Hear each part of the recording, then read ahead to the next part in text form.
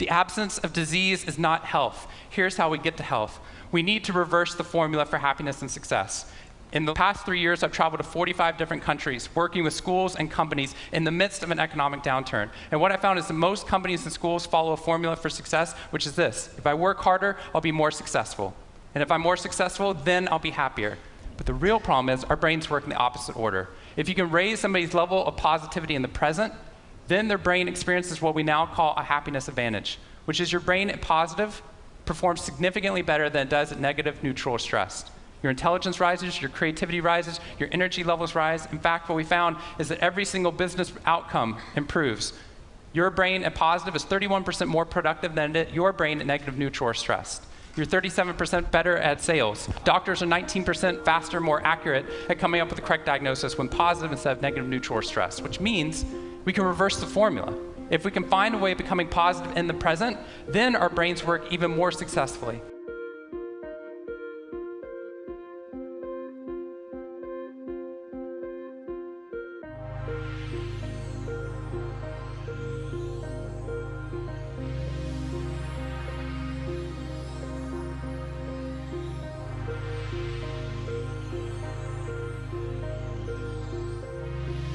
At the Georgia Center for Opportunity, and through projects like Better Work Columbus, we are learning about the unique connection between family and work. We understand that by supporting workers and promoting healthy families at home, they will be healthier and better workers in our communities. To further this mission, the Georgia Center for Opportunity is working on a tool for businesses we call Healthy at Work. It is designed to strengthen our communities, families, and workplace relationships. This free tool to business partners includes training and support for both workers and businesses to identify and strengthen relationships and social well-being. Through our Healthy at Work initiative, we hope to see increased workforce engagement, better decisions with less distractions, increased employee retention, all of which will drive performance and revenue. With Healthy at Work and Better Work Columbus, the Georgia Center for Opportunity hopes to bring the dignity of work and family together in our communities. We believe that everyone should have a path to achieve their potential, and that our communities and businesses will drive this forward.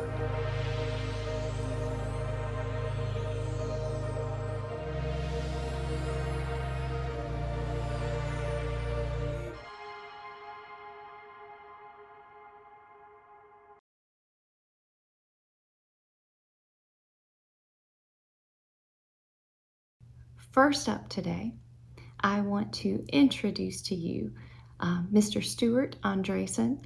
Stuart is the director at the Center for Workforce and Economic Opportunity for the Federal Reserve Bank of Atlanta. Stuart has been at the Federal Reserve since 2014, and in his current role, he conducts research and works across the country to support Federal Reserve and its partner organization efforts in workforce development and the labor market. Economic opportunities for low and moderate income workers is a focus.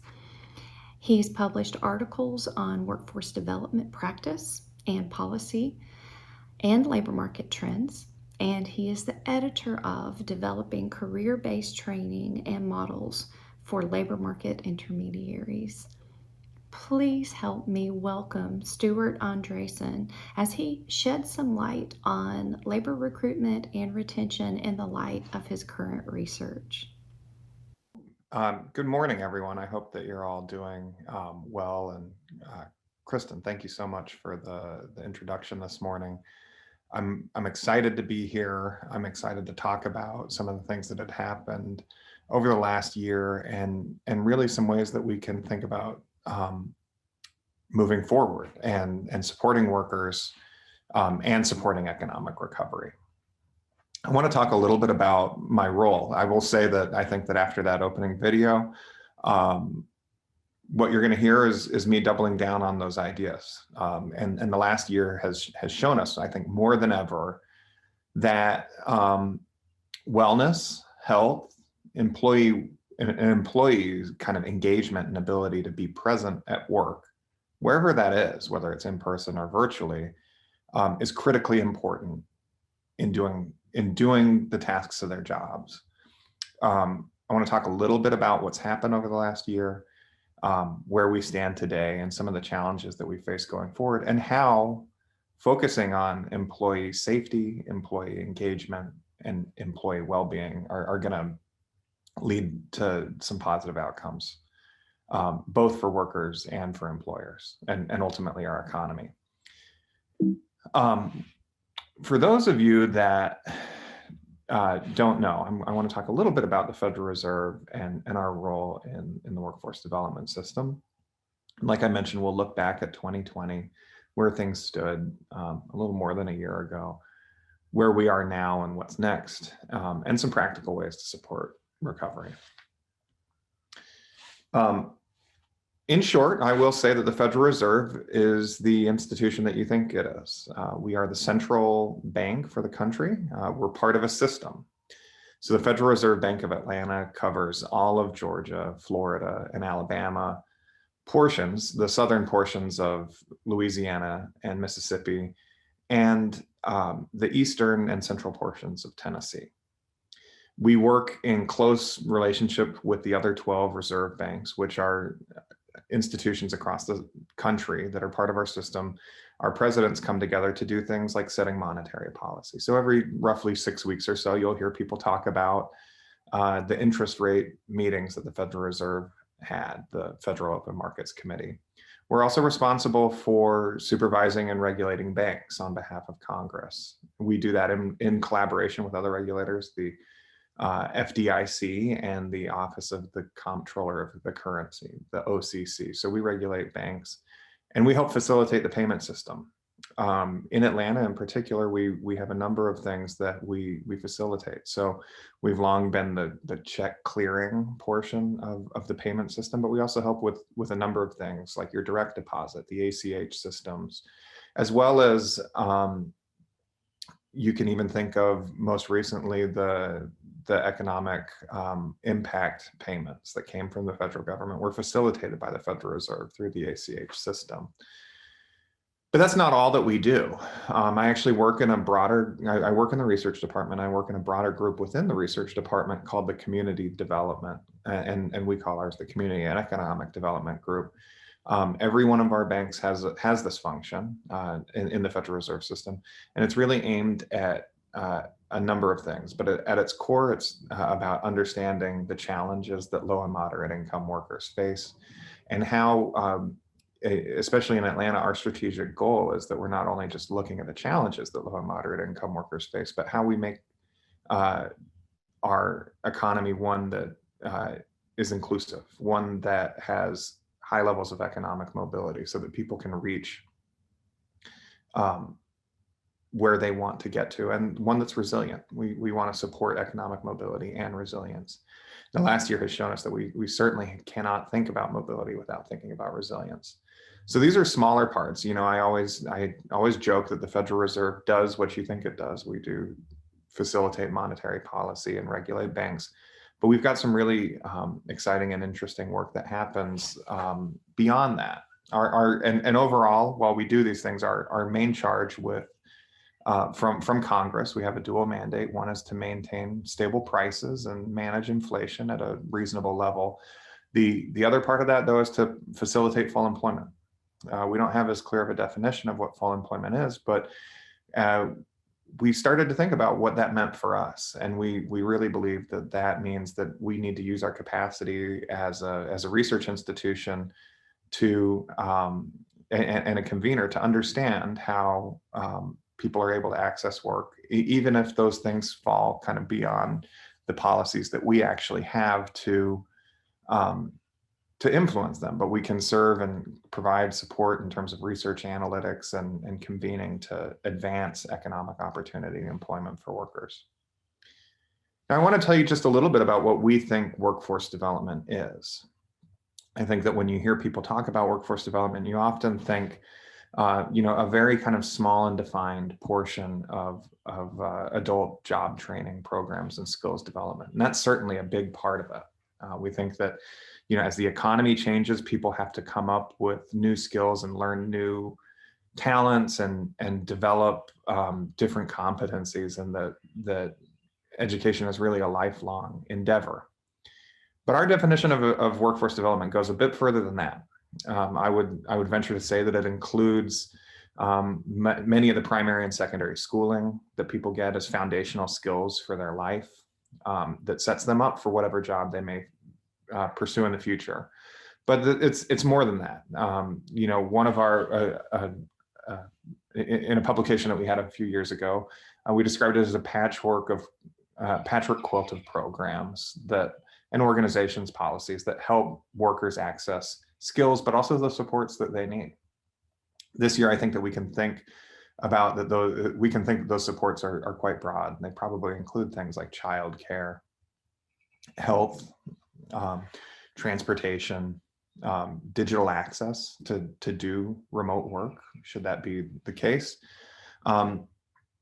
And Janet Yellen, when she was the chair of the Federal Reserve, called it really a catch-all phrase to encompass the different types of initiatives that help people prepare for jobs. So that's the training portion, as well as providing them with assistance and other support that allows them to be available and present for work. Now, if you think about what we saw in that opening video, the present for work is critical, absolutely a key portion of it. I'm sure that all of us have shown up for work or been working remotely at some point over the last year and had some concern. We may not have taken the day off because we may have been working remotely. And we had someone who had a challenge of one variety or another. Maybe it's a friend that lost a job or a family member that had a potential exposure to the coronavirus. And those things affect what we're able to do in any given day.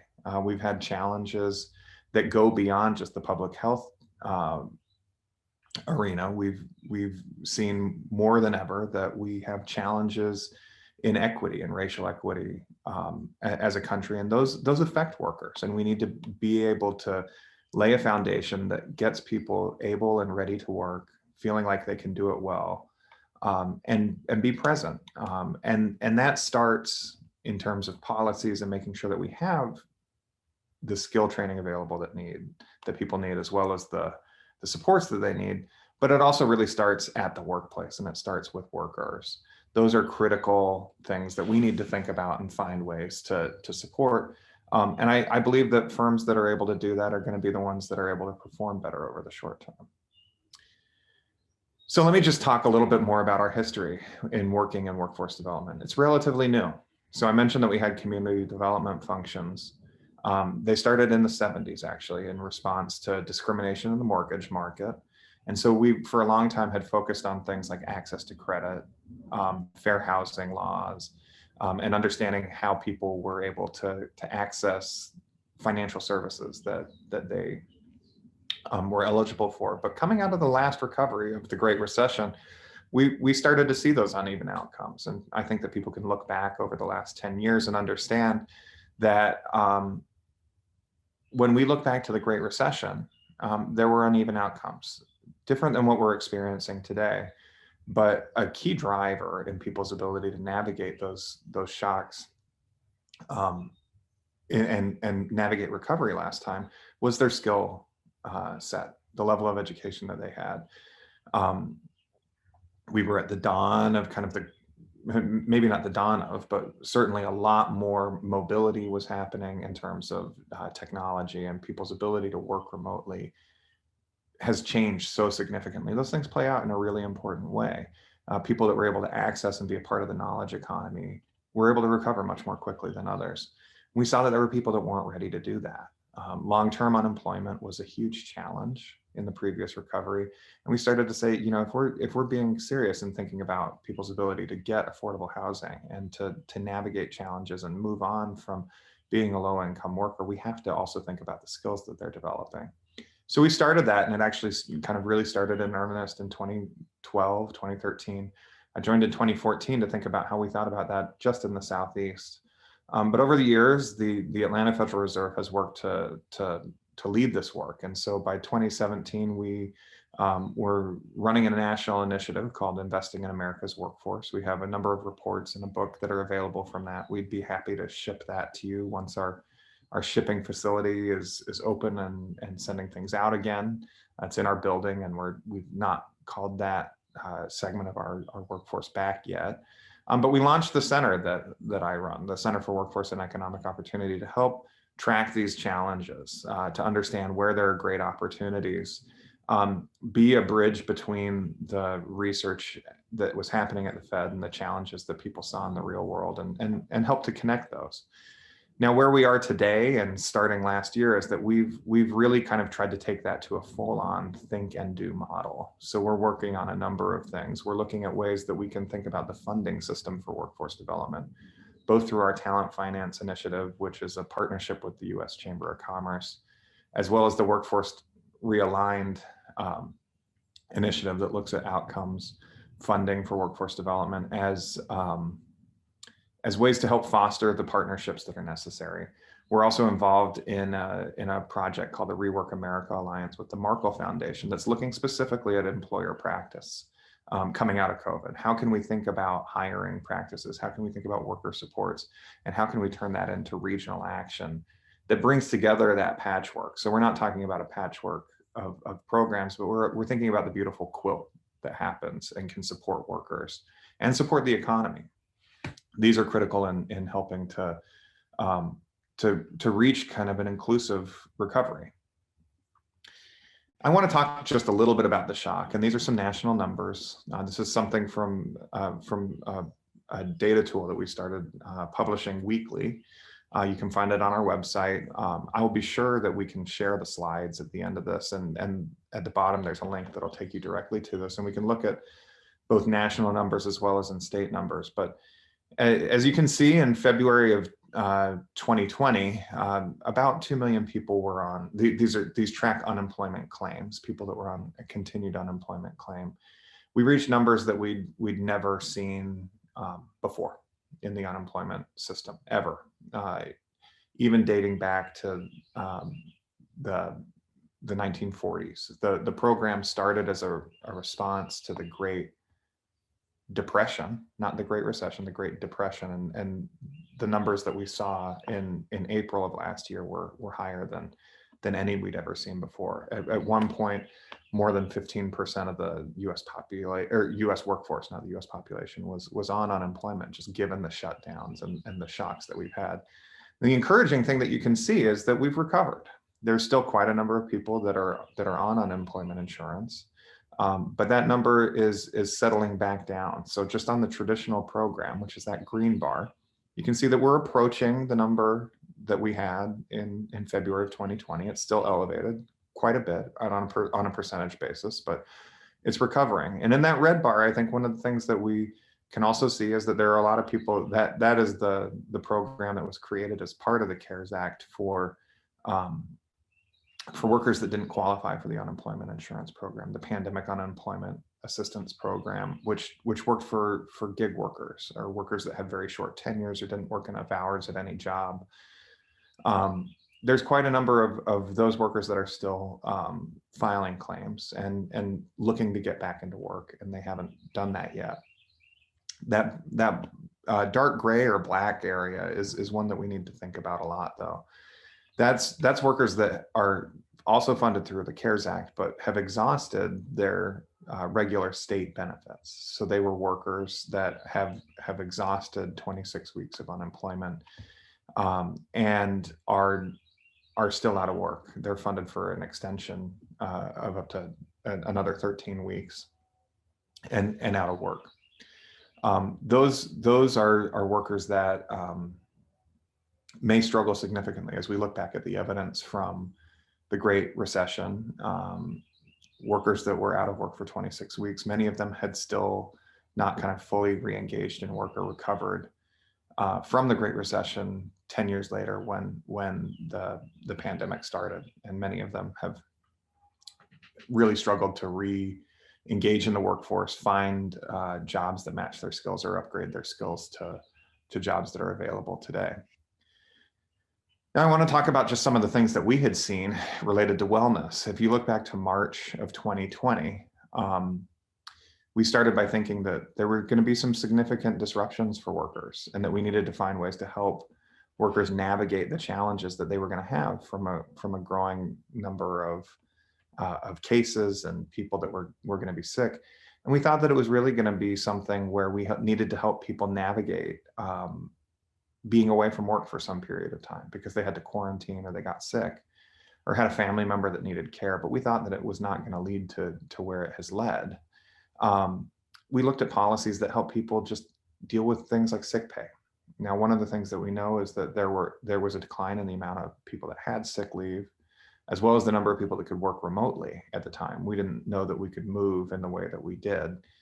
But we thought that there was a strong likelihood from what we'd seen from public health that people might need to be out of work for a couple of weeks. And for those without sick pay, it was something that was really difficult to do. But it was also important for public health. It was important for keeping firms open that people didn't show up to work sick. We knew that places that didn't have sick pay had higher levels of flu transmission and led to serious disruptions. Supporting workers in being able to be away from work when they weren't healthy enough to do it or didn't have family members that were able to do it hurt firms. There was a challenge of what you would call presenteeism, people that were at work that shouldn't have been. They weren't able to be productive. They were hurting other workers because they were sick. So we looked at that, but then as the year unfolded, we started to realize that there were a lot bigger challenges. We started to see that many of the jobs were not that were lost and people that were put on unemployment were not going to be temporary positions.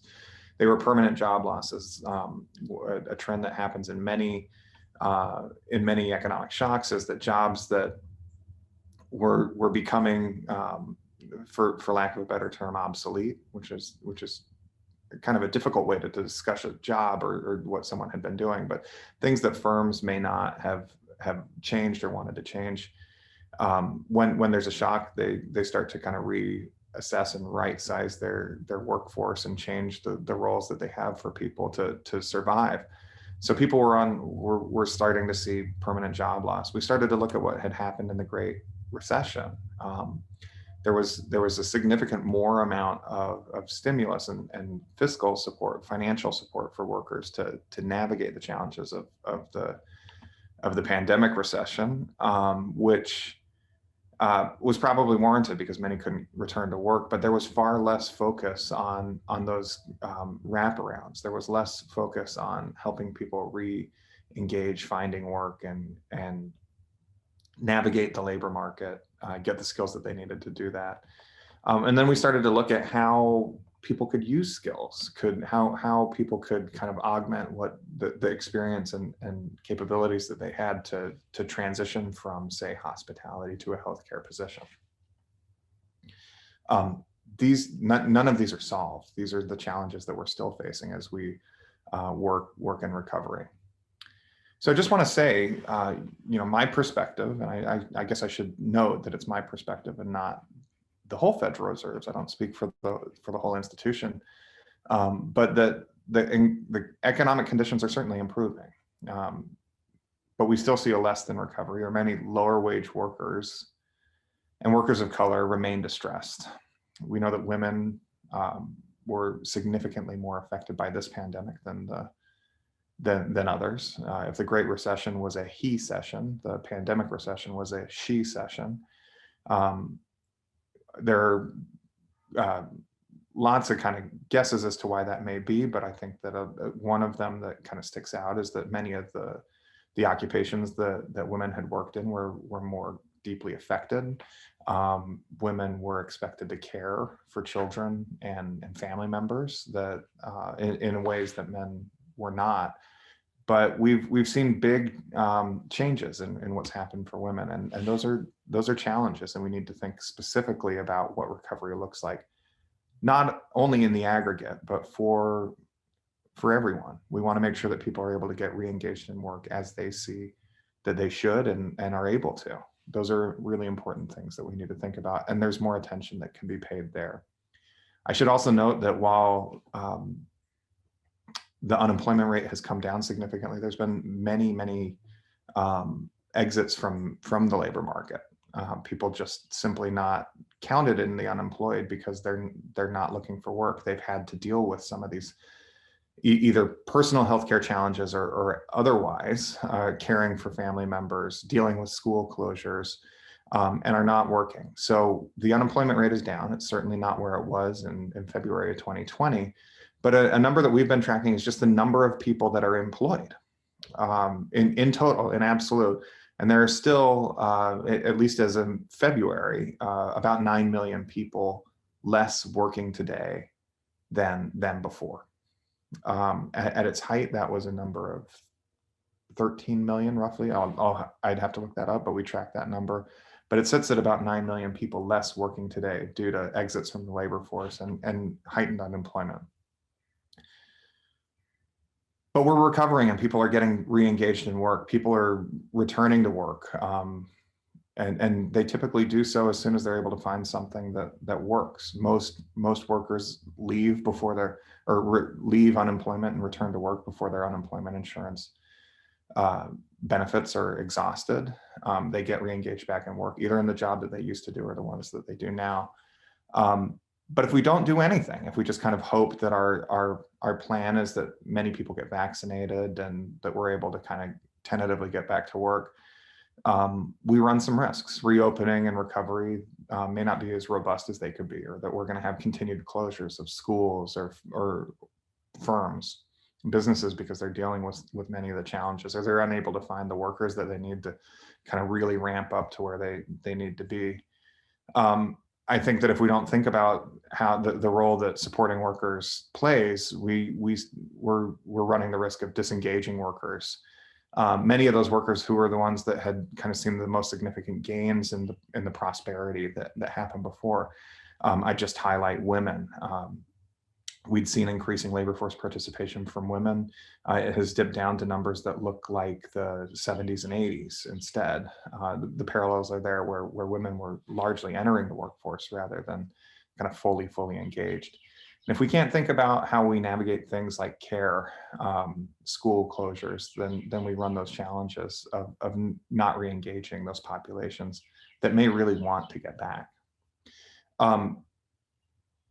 We also need to use this as a time to reassess the systems that we have. In preparing for this, I'm really excited about what's happening in the Columbus area because of the ability to think about how multiple partners in different sectors, people from the public and the private and nonprofit sectors and government, come together to work on making sure that workers and firms are supported. It's very, very exciting. But if we just hope that we can get back to where we were, we're missing an opportunity to think about how we can have a better future. Now, I do just want to talk briefly about some of those challenges. Nationally, there's still 54% of schools that are not open fully. They're either virtual only, hybrid, where they're not serving all of the students, or open just a part of a day, or closed. There's still a number of schools that are just fully closed. We've seen with the rollout of vaccines, many states and firms are just kind of reopening and returning to normal. But those challenges are real. Childcare, safety concerns, school closures are real. We need to think about how we reorient the office, that we reorient the workplace, given what we know today about some of the challenges, and until we're further along in mitigating the risks to the virus, we've got to do a lot to think about how we continue to maintain social distance and allow people to really focus on what they need to do, which is work to sustain their families and to support their employers.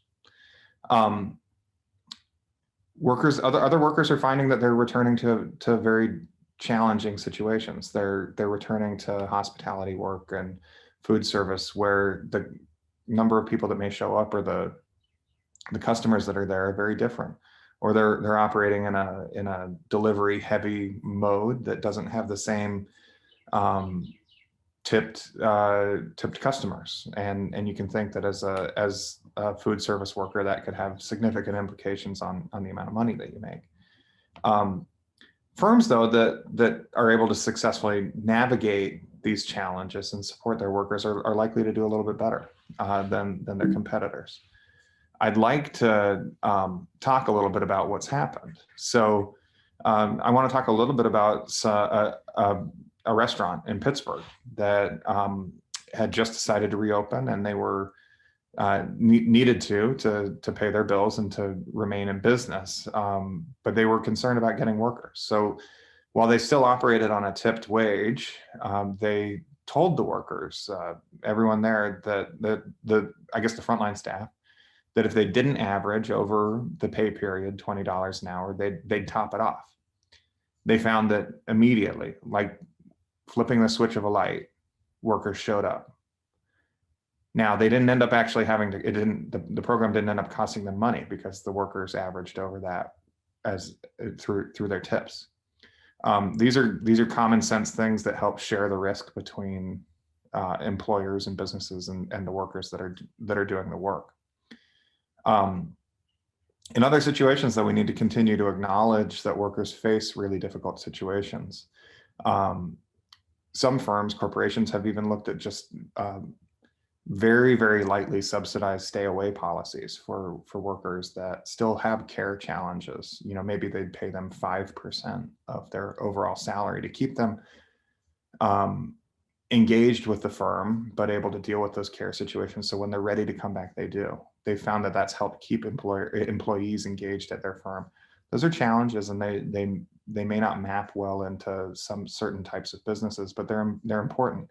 Others have continued to kind of support paid leave policies in many different types of firms that help people deal with the unexpected school closure or health challenge that someone faces.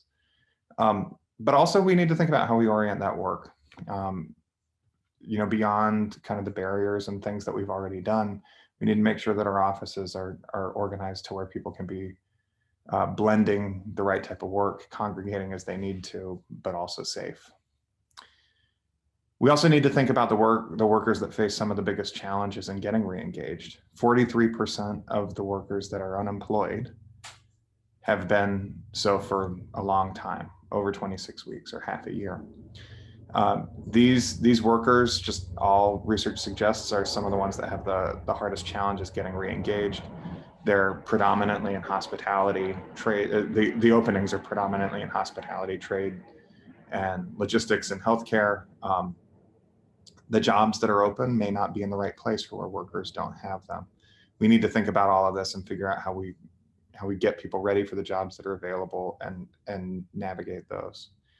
So we've seen firms start to look at non-traditional workers and think about skill sets rather than degrees and specific credentials, and finding ways to tap into workers that haven't been available before. But also, we need to expand the training that helps connect people to the jobs that are available now after the pandemic from the ones that were there before. We need to find ways to come together collectively, I think, like the way that Columbus is, and do that. So I'm going to stop there, and actually now it's time to turn it over to the team, to the panel, who's going to talk about some of the initiatives that are happening in Columbus. It's my pleasure to turn it over to Joanne Hill, who is the Executive Director of Diversity and Inclusion at Piedmont Hospital. She's got a distinguished career. She's got lots of great ideas, and I can tell from her smile that she's wanting me to stop there and turn it over. And so it's my pleasure to turn it over to Joanne. And thanks to everyone for having me today. If you have questions, I'm sorry, I realized that, looked down at my timer and I ran long.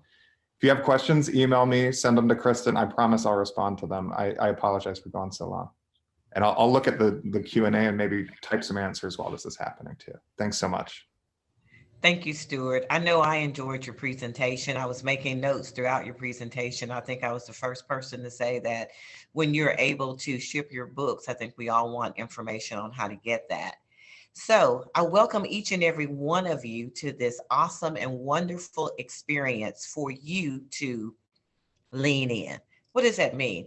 As Christian said in the very beginning, we don't want to spend this time together and not leave with some nuggets that will help us. One of the things that Stuart said in his presentation that I noted, when we talk about the impact of COVID in the pandemic, that is something that is key. But he also mentioned the health disparities that have occurred that have just risen to the forefront. And I believe that we have been working through two pandemics, not only with COVID and everything that has happened as we've had to shut down and change our lives, but also the pandemic that comes from years of not talking about systemic racism. This is not a D&I and DE&I workshop, but I tell you, my personal mantra and the one that I use for Piedmont is that we are making D&I part of our DNA. I don't believe we can talk about our workforce. I don't believe we can talk about wellness. I don't believe we can talk about strategies without understanding that people are our greatest assets. Someone once said, if you take care of the people, they take care of the business. So we want to make sure we talk about that. And the great news is that we have some experts on this panel. You notice I put my head together, experts.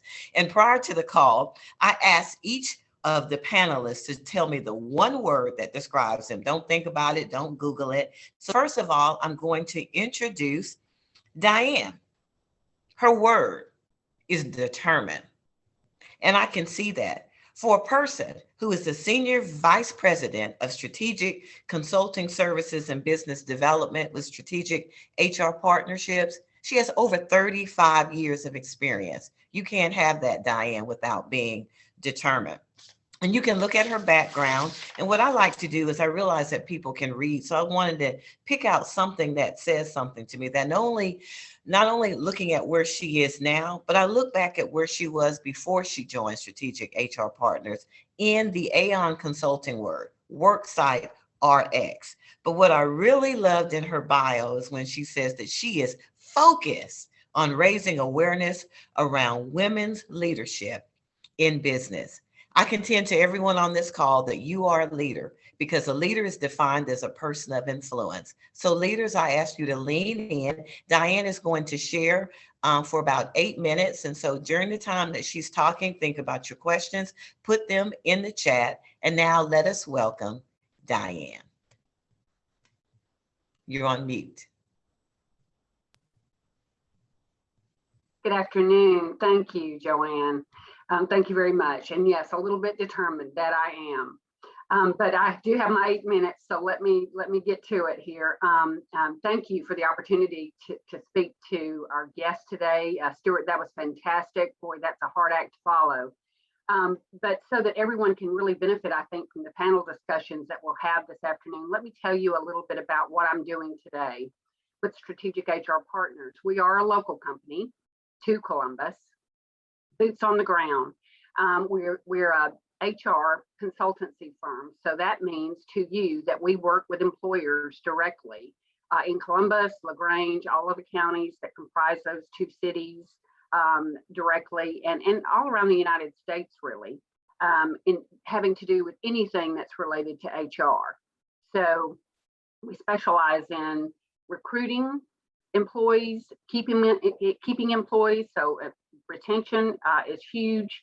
We've spent a lot of time in employment law, as you might imagine, given the pandemic and the crisis that we've all been dealing with. It's impacted our country. It's impacted us locally, right? It's come to our doors.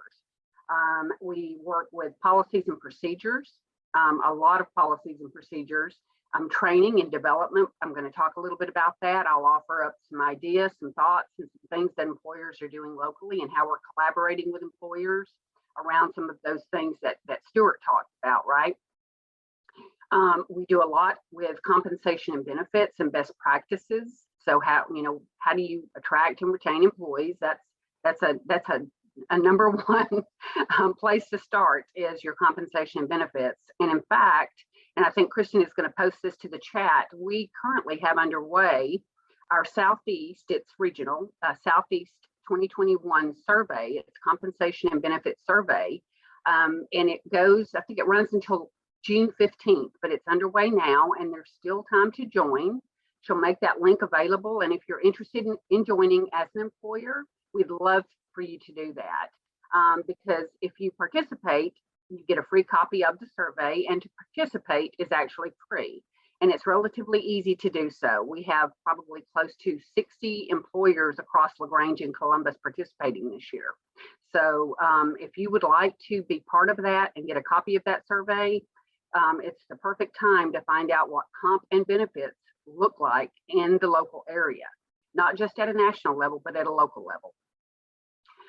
We work directly with employers on not just all the things that have to do with HR, but just things that they're dealing with day to day, right? So for the past 15 months, as you might imagine, we've been in the thick of it with our employers. We've been working with things that have to do with the pandemic.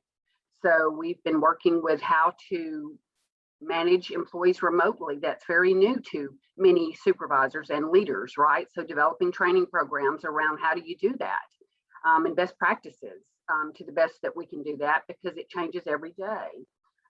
We've worked closely with our employers on workplace safety, right? Folks are calling in every day. I've been tested, I'm positive, what do I do? Employees here that Jane, I just had lunch with her yesterday, has tested positive. What do I do? So we've been dealing with those types of things. And we manage a hotline 24/7. So we get all types of calls having to do with that. So that's really what we've been dealing with, is helping our employers deal with that, because that's what we do. We help employers deal with what they need support in.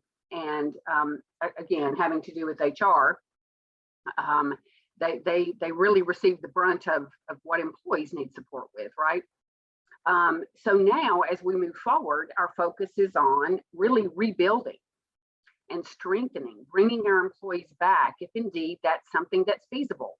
And to Stuart's point, we may have found that working from home is a great thing for many of our employees. And it's a great way to retain many of our employees. But we have a lot of employees that we need on the front line. We need them in the office. We need them on production lines, those types of things. So we are returning to work, and our focus has been how to help our employers do that safely. We have many manufacturing employers that we work with, healthcare clients that we work with that have that are involved in a great deal of oversight with OSHA. So they want to know what's happening with emergency temporary standards. The ETS is what that's referred to. They want to know what's happening with the NEP, or the National Emphasis Program. So what should they be doing, right?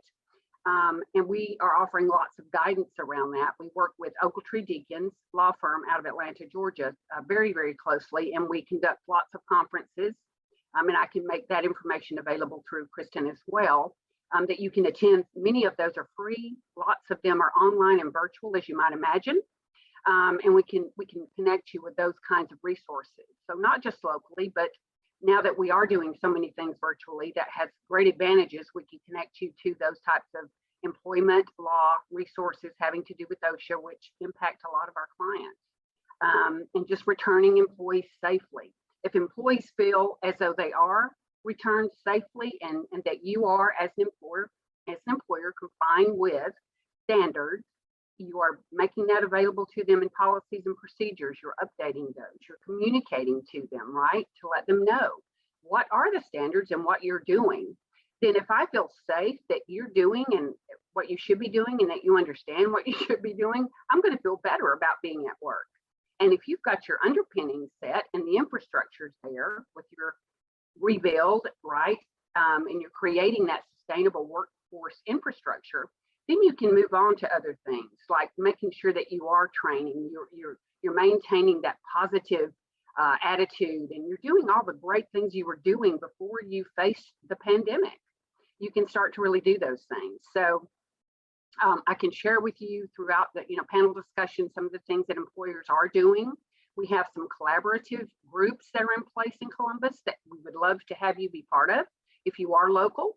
So reach out, and we want to connect with you so that you can learn from others that are local, and just whether they are or not, because we're an employer association.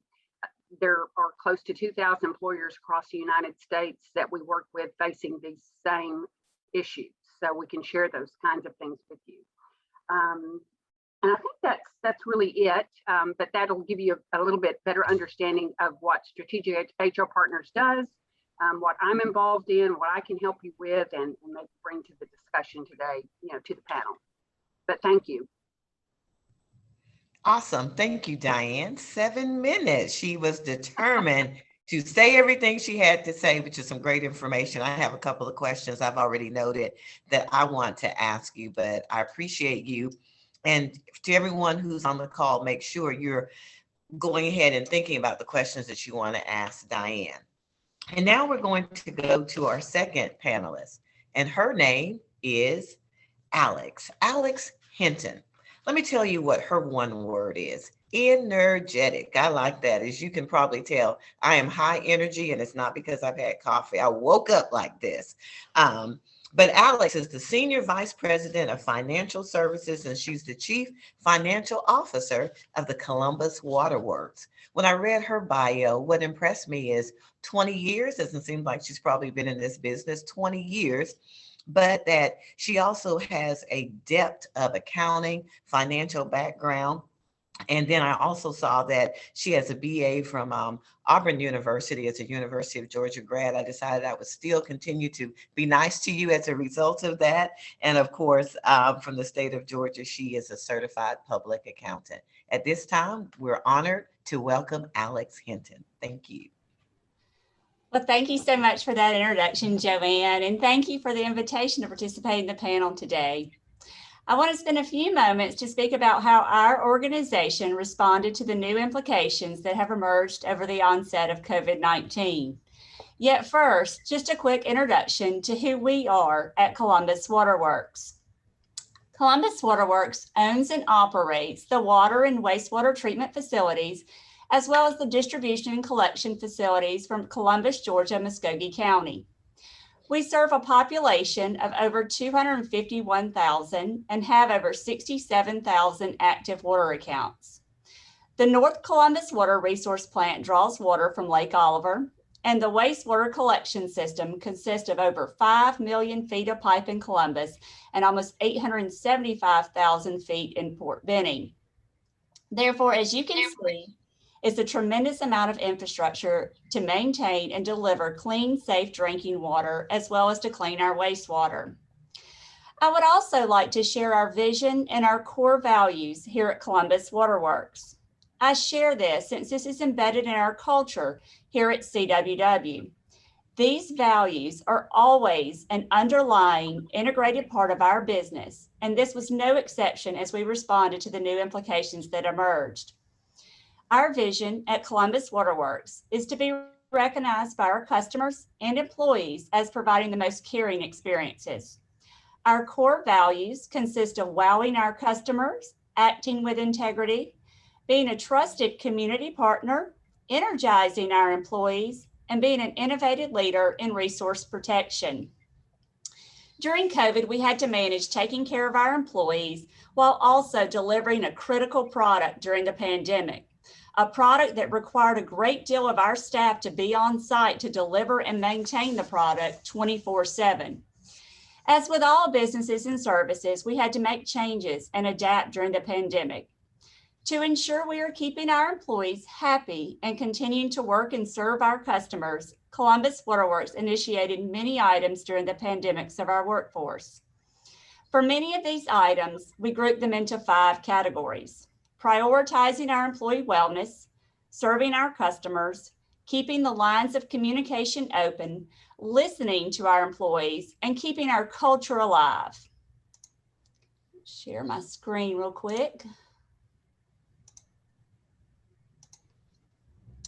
As Joanne said, our greatest assets are our employees. So I'm going to share our screen so maybe we can see some of our great assets here. Okay, prioritizing our employee wellness. As with everyone, we had to follow the health guidelines as recommended by the CDC. We ensured our employees had the PPE equipment they needed to perform their jobs safely. We did implement social distancing, and temperature was taken daily, like with most businesses. Some innovative ways that we did have to work is working in isolated teams was a practice during this time that was implemented, as many of our employees cannot perform their job functions alone, and they're all required to work with other team members in groups of 2 or more. Therefore, that way, if someone did have the COVID-19, that would only be spread among the team members and not among the whole department or the company. We've had a shift in our customer service. Lobby shifted during this time. We went to drive-through services. However, we still do offer appointments for our customers. One thing too, we did ensure that our employees had the appropriate amount of time to recover if they did become ill. So certainly wanted to make that was a priority and make sure them feel at ease. We also assisted and facilitated COVID testing during this time. As we know, sometimes it was hard to get testing, and so we set up testing where they could be prioritized and tested. We also communicated information on the COVID vaccines as it became available to our employees. We also, like I said, we had to serve our customers during this time, and many of those involved frontline employees. We updated our internal pandemic plan. And also, during the initial stages of the pandemic, we only performed essential or critical work during that time. We also implemented mission critical pay to those employees during that uncertainty time who were not able to work remotely and had to come on site. So as you can see, here's many CWW employees performing their jobs with their mask. We also had to keep the lines of communication open. During this time, we had calls. Some of them were even began daily with executive management. We made decisions daily and discussed that with our managers. Since that time, we've changed these to more routine and weekly calls with our managers and executives to establish this, and they even continue today to discuss the COVID-related issues, and the resolutions are then communicated to our employees. We also ensured employees continued their training and learning development required for continued development. Columbus Waterworks also offers a career ladder program in several of our departments. The purpose of this program is to ensure we continue to develop subject matter experts in their area of expertise and enhance CW capabilities. As you can see in the picture too, this is one creative way. You know, we have a lot of team meetings that occur weekly. They still had their team meetings to make sure they could keep the lines of communication open. However, they just had those outside and were socially distanced with masks.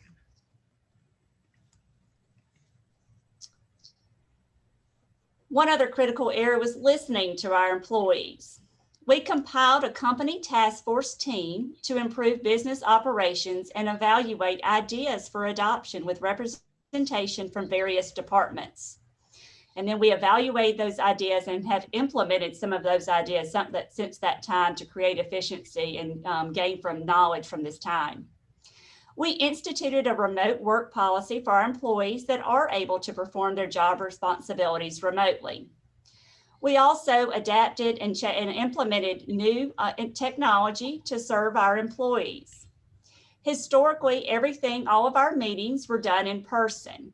We adopted video and conference call during this time, which enabled us to keep the lines of communication open as well as listen to our employees.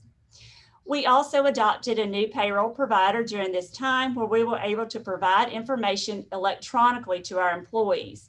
Historically, all of this information was provided through paper historically and handed out when they received their paycheck every other week. So this was a really big initiative to be able to have them either have it on an app or go to the computer. And certainly for those who did not have a computer, we have a workstation in all of our departments where they're able to get that information and print it if they would like. So we're very proud though, even it was a rapid change of pace, our employees embraced and adapted to the new technology that occurred during this time. One important thing, we have a wonderful culture here at Columbus Waterworks. And, you know, this could be hard to maintain and very challenging as we had this change over COVID where we weren't, meeting all the time and weekly that happened overnight. However, CWW came up with creative ways to ensure we did keep our culture alive. One big thing we do is we recognize our retirees at our board meetings. That's a big moment for them. A lot of our retirees have served well over 30 years with Columbus Waterworks. And so they're recognized at our board meetings. They receive resolutions. we had shifted our board meetings during this time to Zoom calls. And so during this time, we still were able to recognize our employees. They met in our president's office during this time and received their resolution. So we're excited to continue that tradition. If we did have large company announcements with Zoom calls, we often tried to come up with creative ways to make it a little bit more feel like we're all together, and we would provide lunch or breakfast to everyone as we listen to those announcements or calls. As I said, we are a trusted community partner, and we continue to support our community during this time. And some ways that we did that, we're able to continue, were the grease recycling events and programs that we have. These are usually outside events anyway, where the CWW volunteers take the grease out of the customer's car and recycle those for them. So we were excited to be able to continue those. We also continue to support the United Ways. The United Way, we came up with creative ways to continue to fundraise, such as selling raffle tickets online. And then we also broadcast our raffle results online. And of course, we continued our health fair. Overall, we feel we are responding to the new implications that have emerged with the onset of COVID-19 in an effort to be recognized by our customers and our employees as providing a caring experience. As the old saying goes, never let a good crisis go to waste. We have embraced the challenges and have moved at a rapid pace to implement resolutions as well as maintain the strength of our workforce. We do continue to learn and make adjustments during this time. Therefore, we're excited for webinars and panels like this so we can collaborate and share best practices. Thank you again for having me, and I'll turn it back over to Joanne. Thank you. Thank you, Alex. I appreciate that. And our final panelist for today is Joyce Mayberry. Her word that describes herself is encouraging. I think that is very fitting for someone who's focused on family and who is also focused on well-being.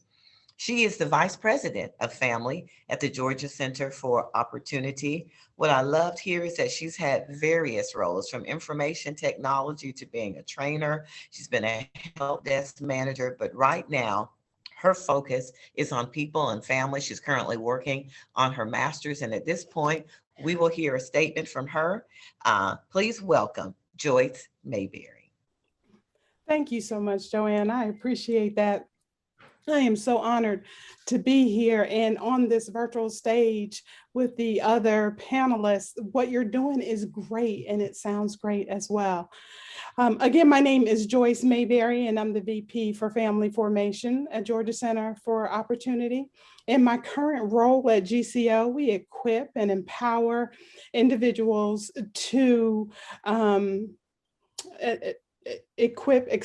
empower families and individuals with resources to help them to have a healthier family and healthy relationships.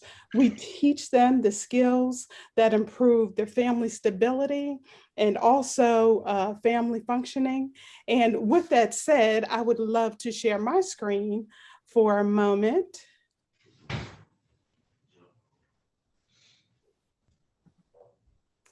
And I would love to show you my little motley crew. They are my family. This is my tribe. And this is real important based on the direction that I'm going in. But these individuals are my heart. They impact my life. And the experiences that we have, we impact each other. So when their life is going well, my life is going well. And when they have challenges, we have challenges as well. So it's extremely important that you understand that and where I'm going with this. I believe we have a poll. And is that going to come up now, Kristen, or? Okay, I can't wait to see this, but the poll is this: does your company have a program in place to enhance the well-being of employees during COVID? So I would love to see your answers to that.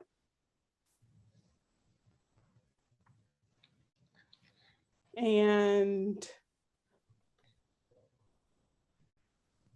those are still coming in, Joyce. okay. So give it maybe 10 more seconds and we'll cut it off. Okay, not a problem. This is, excuse me, important to where we're going. And so I want to find out where you rate. I just want to say that there really is no wrong answer to this. Wow, this is great. 63% say yes, and 37% say no. This is awesome. Okay, so again, I know we're all in the right place, right? So when we think about this, like I said, no need to be ashamed if you don't have something. The reality is that well-being programs are being offered by some who they're being offered by. We have some things that maybe you can think about that will take you to the next level. And those of you who aren't offering anything, we have some options for you today. So we're all in the right place. I want to, for this conversation, really give you a baseline information in regards to wellness versus well-being. The reason that I want to point this out is because sometimes we interchange the names, and it's okay, but I just want you to understand when you're seeing different things, what it means. Wellness is referred to or defined as a state of physical health in which people have the ability and energy to do what they want to do without chronic illness. Okay, so wellness is a component of well-being. Well-being is more defined as it encompasses the broader holistic dimension of a well-lived life. There are 5 elements of well-being that add up to a thriving life. One element is career well-being, social well-being, financial well-being, physical well-being, and community well-being. Again, career, social, financial, physical, and community, all well-beings. The reason why this is important to this conversation is because when we think about well-being, the most important element and the foundation for the other 4 is career well-being. And so that's important because that's what we're talking about, right? You guys are we are trying to maintain the strength of our workforce. And it's important to know that career well-being is really important in that. What it also means, and refers back to the picture of my group, is that there is a reciprocal relationship between work and life overall. What that means is people take their work experience home and their home experience to work. And we've all done this, right? If we think about it, sometimes something may have happened at work and you may not have adjusted well to it in your home and you're still thinking about it, right? It affects the whole it affects the whole evening sometimes. But the same thing when we're experiencing things at home, right? If when we look at COVID, we've had people who have passed and now we're dealing with that. Some people who we haven't really been able to say goodbye to because of the way the COVID and everything is set up. So if you're experiencing something happening in your relationship, maybe it's a divorce or maybe something like that, that affects your well-being at work. So that's what we're talking about with that reciprocal relationship between them both. And what that says is well-being affects employee engagement. Engaged employees produce far better outcomes. We know that people who are thriving in their lives are much more vulnerable, people who are not thriving in their lives are much more vulnerable and add risk to our organization. Now, some people know how to navigate through this. Sometimes people do not know how to navigate through this. And so GCO, Georgia Center for Opportunity, has been aware of this correlation for quite some time between work and home. And so we have come up with something that we call healthy at work. And I would like to, for some reason, my screen is froze. Okay. Sorry about that. it's not a Zoom call without a technology issue, right? Okay. And so we have come up with something called Healthy at Work. And Healthy at Work is what we call a workplace solution that helps employees and employers thrive.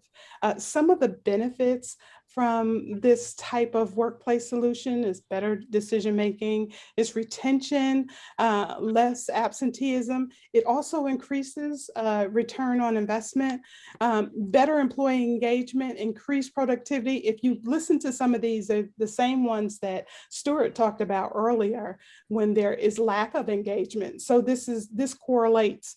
And so Healthy at Work is our GCO's response to how to help organizations to be able to strengthen their workforce. And like I've already said, this is important to this conversation because we know that engaged employees produce far better outcomes. Okay, so what does Healthy at Work look like? And right now, Healthy at Work,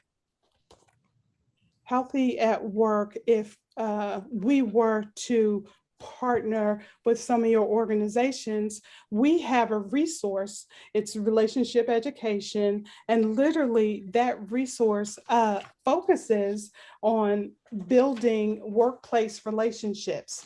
It is not only building the skills that an individual needs, it's literally reminding the participants that having successful, safe, and productive professional relationships, they require intentionality. And so we have a resource, we have a program coming up in June that anyone who would like to participate, we would love to partner with you and so that you can take advantage of this. Again, it's coming up in June. So we're really looking forward to that and looking forward to sharing this with other individuals so that they can see the difference between what it is that they're doing now and what it would be like when they participate in this class. And again, I just want to tie all this together as I close. Healthier and happier homes, right, equals well-being. And we know this. Healthier work environment is higher engagement. And the reason that that is so important, because when you are healthier at home, you're going to be healthier at work. They go together. And so thank you again for allowing me to be able to talk to you all. And any questions or anything that you have, please let me know. I'd be happy to answer them. Thank you. Thank you, Joyce. I appreciate your presentation. I thank all of the panelists. And once again, we're going to encourage you that if you have questions, please put them in the chat and we will get our panelists to speak on those. But I want to start with you, Joyce. I have a question for you, and I've already asked each of the panelists to be thinking about sharing with us what is your company's vaccination strategy as we talk about employee retention in the midst of this pandemic. But Joyce, you said something that I think is so spot on that, 10, 15, 20 years ago, people would say whatever goes on at home stays at home. Don't bring that into the workplace. We even talk about that when it comes to religion, when politics. And I've always believed that, I am a person. And so whatever is happening at the house is coming into the workplace. And I believe now is the time for us to talk about that, get those things out of the table. So one of the questions that I have for you, Joyce, in your focus with well-being, do you employ counseling or chaplains to help with employees prior to COVID and even now going forward? Do you offer those services for your team members? That is a great question. We are more so along the lines of offering resources to the community. Do we have relationships with chaplains and therapists and all that? Yes, 100% we do. We are more so, though, offering those types of, we don't call it counseling because our staff who goes out are not counselors. We call it relationship enrichment. And literally we're just teaching people, passing on these skills on how to communicate better, how to problem solve, how to identify healthy versus unhealthy. while we also have certified trainers who are also licensed therapists. And Okay. so they are the ones that are also teaching the classes. So the answer to your question, we don't have chaplains, but we have relationships with those individuals. Does that make sense? Absolutely. So if you can put anything in the chat that will help us know how to connect. I know a lot of organizations are looking for ways to help. Like you said, healthy employees. To me, I'm going to bring it back into diversity and inclusion. It's all about performance. When people feel good at work, as you said, healthy relationship, positive, we see it in their performance increasing. You don't have to ask people to work overtime if I feel like you're including me. So thank you. And so that's going to segue into something that you said, Alex, which I made a note about. And I did know this about Columbus Waterworks. Obviously, I'm a customer because I do have a home in the area. When you talked about your culture, how it was integrated, a key word, if we want to retain our employees, we have to have a culture that speaks to each and every one of us. Because the great news is our employees don't have to work for us. They can work for anyone. I mean, I work for Piedmont Healthcare in Atlanta, Georgia. I work for the corporate office where we have currently 11 hospitals, adding 7. I tell everybody, for my healthcare, I don't have to go to Piedmont. So what makes Piedmont different? But you said something, Alex, that I love when you said, wowing our customers. I've never heard that in a statement. I love that. I love your slides and your protocol. And you're so right. You have a lot of frontline workers who had to work. So now that we are, as many people would say, on the other side of COVID, what are you doing to change? Are you starting to come back, have other employees coming back into the office? How are you addressing that to make sure you're keeping people engaged but safe and also taking care of wowing our customers? Well, yes, Joanne, ours is a little bit different situation because the majority of our workforce had to work the whole time through this. I mean, our product's a 24/7 product that was critical during the pandemic for everybody's safety, you know, to provide us clean water and to also clean our wastewater. So it is a little bit different. Like I said, I mean, we really had to ensure that we had protocols in place the whole time so we could continue to operate, and we could not wipe out, you know, all of our plant operators, so to speak, so they could continue operations.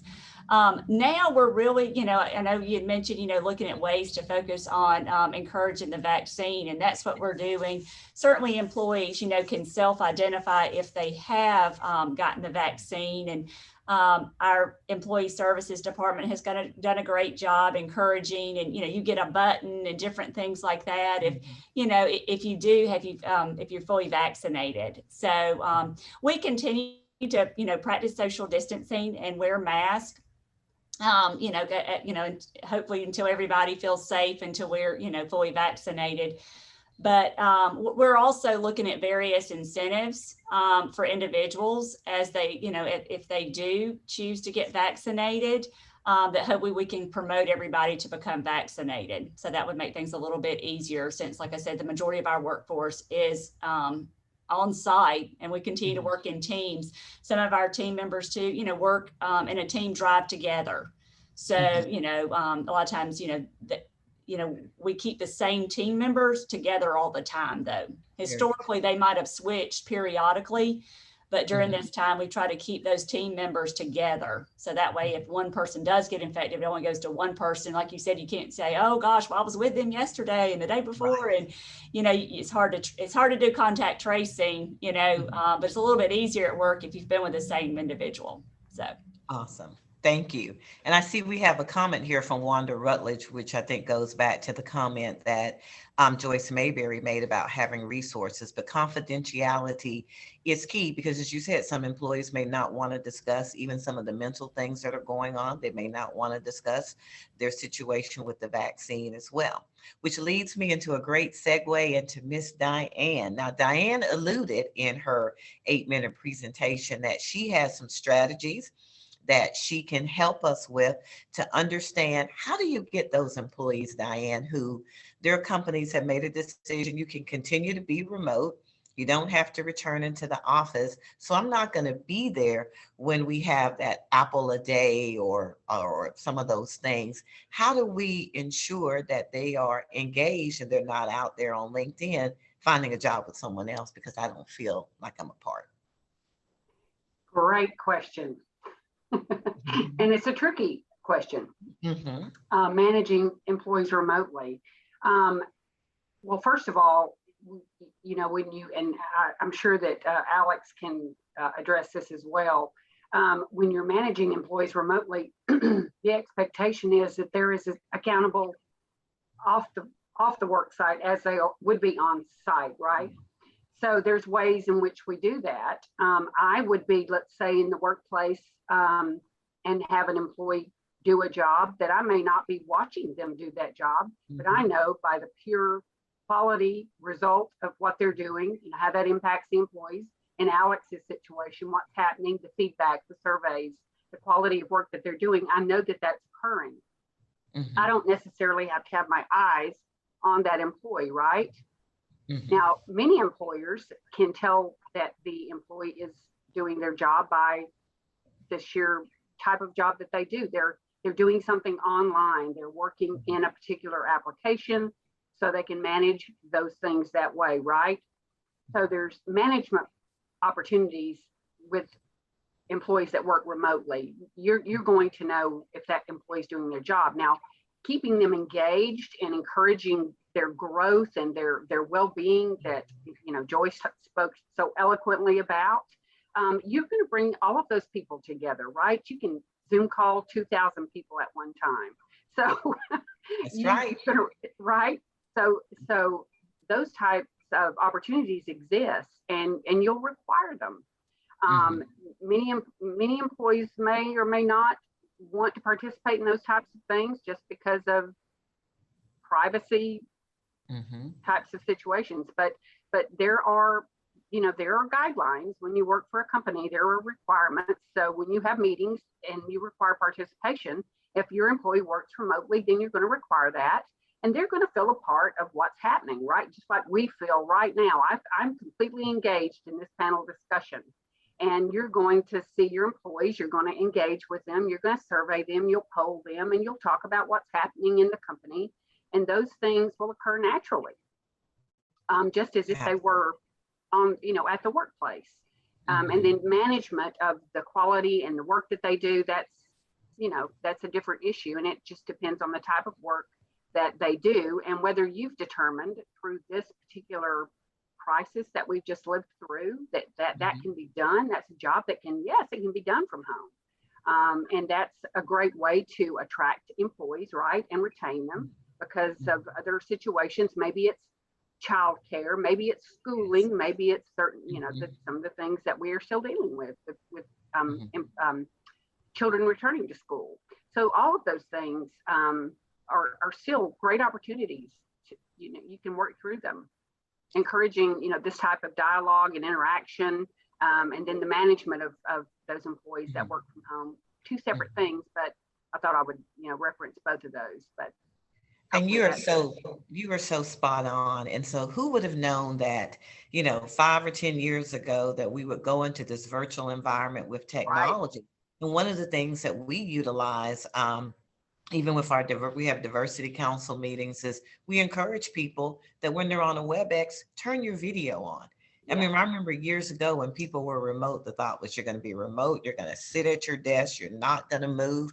But if by chance my 15-year-old should walk in, which he just got his learner's permit, he was trying to get on cameras. So y'all can know that Matthew Hill now is a driver. Please beware if you're in the Columbus Midland vicinity. That should not be taboo.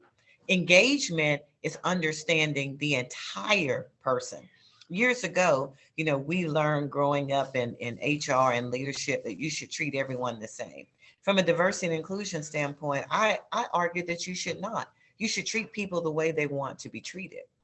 And so if they're at home and you see this fake plant and this picture that I painted, I'm trying to read your whole picture behind you, Diane. We should welcome, because that goes to the employee engagement. But also if we have staff members that feel like, oh, I really don't want you to see what's behind me, I think we should also honor that as well.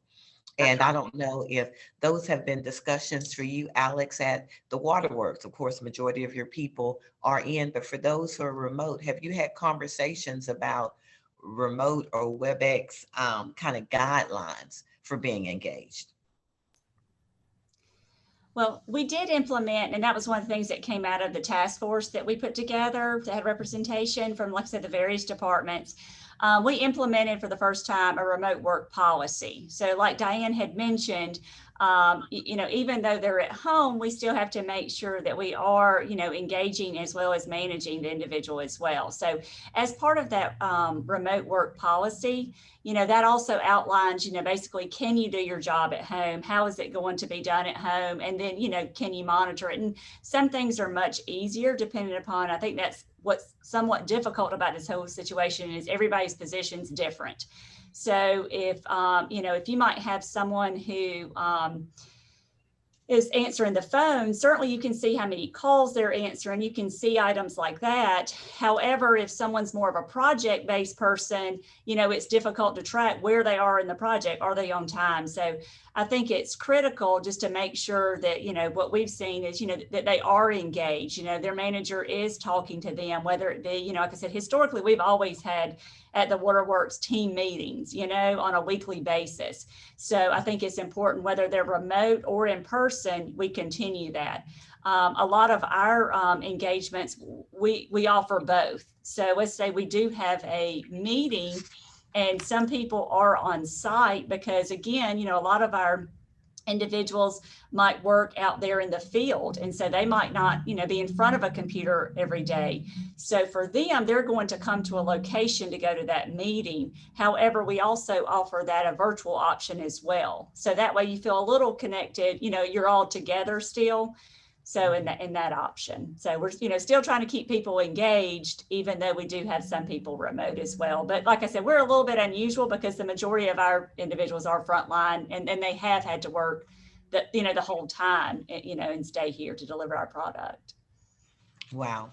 Well, one of the things that I want to make sure that I want to shift the conversation a little bit and bring Joyce back in when she talks about being healthy at work. Again, we know healthier people, both mentally, physically, their productivity goes up and that helps our bottom line. But for all three of your organizations, how have you seen changes in your investment in employees? So we know we had COVID, there were financial implications.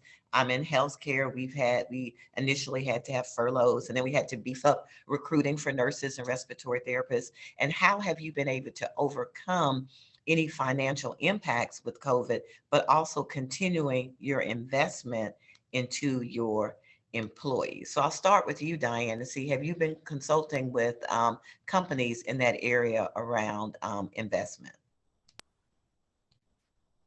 We have indeed.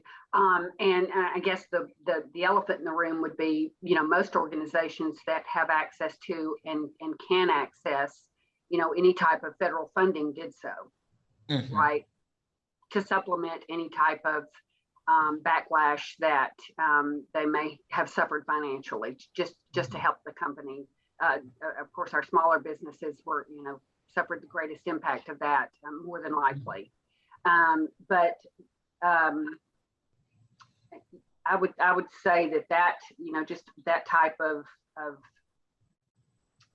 funding, just to keep everything on track, was the largest thing that we kind of worked with, making sure that that folks had recruitment plans in place, making sure that they were, if they had furloughed and were returning employees, that they were doing that. They were offering health fairs and just doing all the right things. But that was really the extent of what we faced at that point, because as I said, everyone was really in crisis, and just trying to make ends meet. And if you had your front line, then those frontline employees were working. So your business was operating as Alex's business obviously was, right, in the public sector. But so that's what I would say to that. Okay, all righty. Alex, what about the Columbus Waterworks? And you're the CFO, so I know if anybody knows about finances and investments, it's you. What were your strategies? Well, like Diane said, I mean, we have not had direct funding yet for the utilities associated around this. I mean, we've certainly looked into that, and there are some opportunities coming up that are going to be allocated directly to the utilities in hopes that we'll have some relief from that. We have a June 25th fiscal year end. So when COVID hit, we were actually doing our budget, last year. So we were in a moment of, like I said, we kind of start our budget planning in March when, as everybody know, that was mid-March is kind of when everybody was, at the height of really what do we do? So, so at that time, like I said, that's when we really do the majority of our budget planning and then take it to our board for approval. We did set aside a contingency for COVID since we really had a lot of uncertainty around that. And we weren't sure exactly, really what the next year would hold financially for us. So we are very capital, like I said, we have a lot of capital intensive items. And so really a lot of our budget really evolves around maintaining those capital items or purchasing capital items each year. So we really took a hard look when we did our budget on what we could postpone for the next year, basically, and basically set aside some contingency funding for COVID. And we've certainly used that for, we have had, financial impact during this time. Like I said, we had a brief period where we did only do mission critical work. And during that time, we paid our employees mission critical pay, which cost the company, certainly more in labor costs during that time. So we've, certainly tracked all of these expenses in hopes that we do have some sort of funding that could provide some relief. We also, during this time, we do have rate increases at the Waterworks. Usually those are on an annual basis. We postponed those several months this year in anticipation to really try to take care of our customers who might be financially burdened during this time, as well as, we've worked with, partnered with other agencies and, had conversations with agencies on how we have set up payment plans during this time for individuals that might be able, might be able to pay their utility bills. Certainly we want to make sure that their water's running to them. So we've extended all of our payment terms. We've waived some of our fees during this time. And as you know, I mean, this all costs money. So, we've certainly been tracking that, but that's been part of that contingency piece that we reserved prior year in our budget and have been able to maintain our finances during this time. Thank you. And before we bring Christian back in, I just want to ask you, Joyce, what have been the financial implications that you have seen in your organization? Well, there's a couple things. One, because we offer services to organizations like the ones here, we've seen those organizations, just like the ladies have talked about, kind of pull back some. And so we were always delivering workshops on a face-to-face. So we had to move to virtual. So we moved to virtual. So that was one of the implications. But for our organization, Georgia Center for Opportunity, we made different changes as well, right? Because we're going through the same thing everybody else is going through. So some of our things were, we literally waited a certain period of time to, when it came time to, for all of us to get raises, we had to hold back for a little while. That wasn't a financial implication, but it was communicated, it was talked about, so we understood, what was going on and what we were dealing with. And, we were able to come back from that.